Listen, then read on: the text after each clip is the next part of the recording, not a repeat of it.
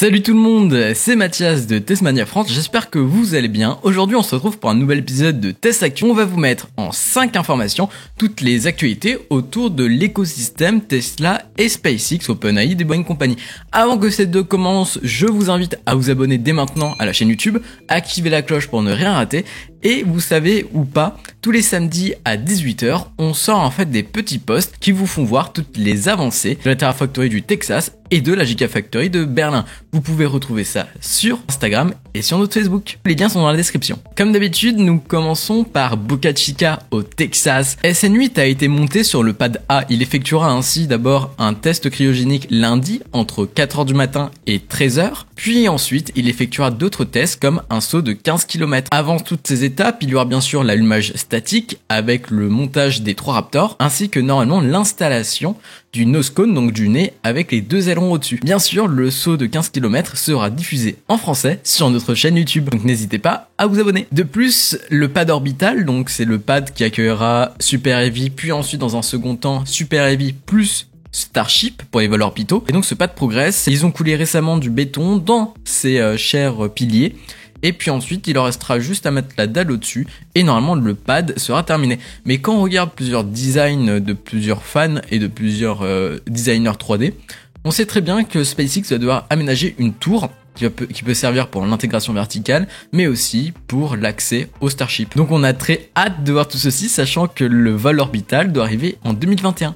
Donc c'est très bientôt. De plus, une nouvelle grue est arrivée sur le site. Elle a été assemblée et elle est quasiment prête à opérer. Pour l'instant, nous ne connaissons pas son usage. Mais en tout cas, SpaceX a pas mal de stock, que ce soit au niveau des piliers d'atterrissage ou des jambes d'atterrissage, comme vous voulez, ainsi que de dispositifs comme des tuyaux de méthane. Et de plus, quand on regarde le site, il y a quand même pas mal de sections d'acier qui sont prêtes à être assemblées.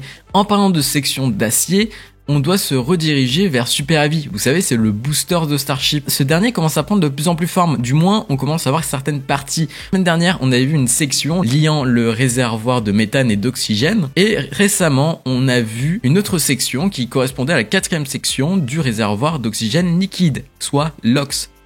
Et récemment, les équipes ont assemblé une section avec un dôme supérieur, tu vois, le dôme avant. Donc voilà, Super Heavy progresse et ce dernier devra faire un premier saut de 150 mètres avec 2 Raptors, donc 2 moteurs. Un petit fait divers est arrivé actuellement autour de Starlink. SpaceX a fourni des paraboles Starlink ainsi que des terminaux à la petite ville de Malden dans l'état de Washington. Cette ville a été détruite par des incendies au début du mois. Ainsi, Starlink permet à cette ville de retrouver un accès à Internet. Donc cette alternative permet d'augmenter aussi l'efficacité de reconstruction de cette ville. De plus, Starlink offre Internet à haut débit à ses habitants et au secours, ce qui est très important. Dans un second temps, Elon Musk a récemment tweeté que Starlink fera son IPO, donc son introduction en bourse dans quelques années, quand la rentabilité du service sera là. Pour l'instant, une bêta ouverte de Starlink devrait arriver d'ici quelques semaines. Et cette bêta ouverte s'adressera aux habitants du Canada ainsi que les habitants en US Nord. Du coup, on peut s'attendre à avoir des actions publiques autour de Starlink arriver dès que le service sera mondial. Du coup, pas mal de personnes et de particuliers pourront acheter des actions Starlink dans quelques années. On va chez Tesla maintenant. Piedmont Lithium a annoncé qu'elle avait signé un contrat de 5 ans avec Tesla pour fournir du lithium de haute pureté. L'accord initial implique que le Piedmont fournira environ un tiers de sa production prévue. Cette production provient ainsi d'un concentré de spodumène à partir de son site de Caroline du Nord.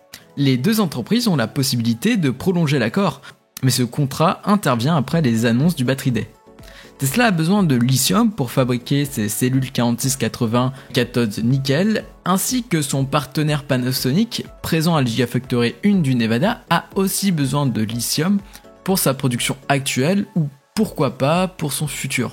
Toujours autour des partenariats, le Korea Times rapporte que Tesla pourrait prendre une part de LG Energy Solution, donc une filière de LG Chem. Donc une source anonyme a déclaré à ce média que Tesla cherche à acquérir une part de la société. Plus précisément, Tesla envisagerait de prendre 10% pour stabiliser son approvisionnement de cellules. Elon Musk l'a encore dit au Battery Day, Tesla a besoin de partenaires pour la production de cellules pour ses usines.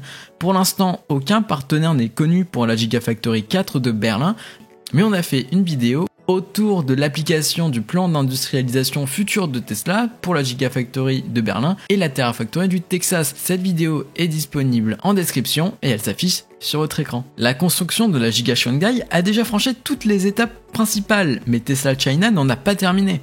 Et oui, cette Gigafactory est en train de moderniser la chaîne d'assemblage des modèles 3 pour se préparer à la production destinée à l'exportation en Europe et ailleurs. D'après une source locale anonyme qui a contacté nos confrères et nos consoeurs de Tesmanian, cette usine exportera ses modèles 3 d'abord vers le Japon, puis la Corée du Sud au T4 2020. Il est à noter que des Tesla Model 3 produites en Chine arriveront vers 2021 en Europe sûrement. On a fait une vidéo à propos de ce sujet, elle s'affiche en haut à droite sur votre écran et le lien est encore en description. De plus, il est à noter que Tesla avait annoncé que la Gigafactory 3 de Shanghai visait une production d'1 million d'unités, ce qui est incroyable. Bon, finalement, on va partir vers la Chine. Je voulais parler de Crowone, mais finalement, on se redirige vers l'usine chinoise. Est-ce que vous vous rappelez des cellules LFP, lithium fer phosphate, qui ne sont pas composées de cobalt? Eh bien, elles arrivent à grande échelle à la Gigafactory 3 de Shanghai.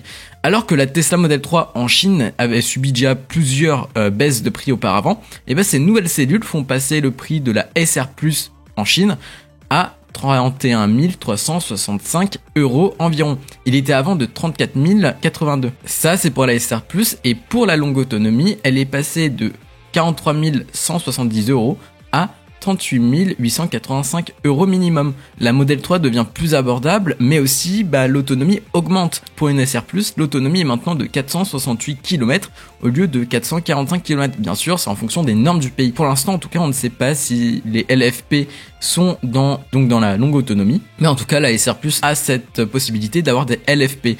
L'objectif des LFP, du moins l'objectif aujourd'hui de Tesla, c'est de ne plus avoir de cobalt dans ces cellules parce qu'il y a plein d'enjeux sociaux. Et là, la mise en place des LFP enfin en Chine permet ainsi d'avoir une éthique propre aux objectifs de Tesla. Voilà, merci d'avoir suivi cette vidéo. J'ai une petite question avant pour vous.